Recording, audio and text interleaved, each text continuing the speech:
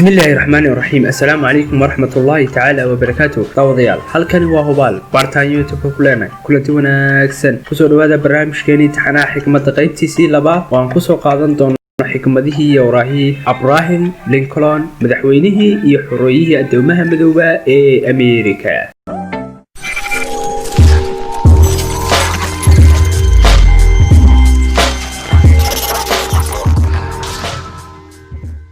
kamid ah xikmadihii iyo waraahii uu ka tagay Abraham Lincoln kuwan soo socda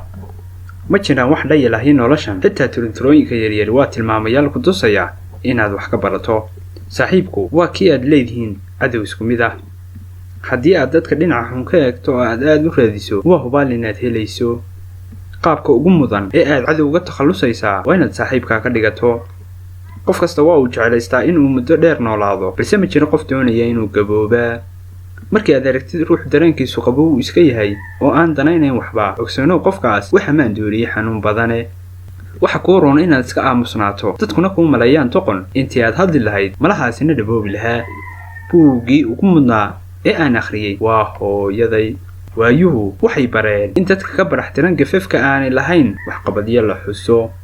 haddii ay saaxiibtinimadu tahay galdolooladaada waxaa tahay qofka adduunka ugu xoogan warwarin haddii lagu qoro waayo waxaa tahay dadaalkaagana sii wad heer aad u qalanto in lagu qoro waxaa tahay aabhay waxay baray inaan shaqaysto balse ima barin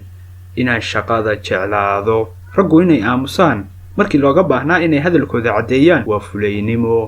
akhlaaqdu waa sida geedka sumcadduna waa sida hadhka innaguna hadhka ayaan ka fikirnaa innagoo aan geedkaba ku xisaabtamin intaas ayaan kusoo gabagabeynaynaa xikmadihii iyo waraahii yaraa ee koobnaa Abraham Lincoln. Assalaamu calaykum.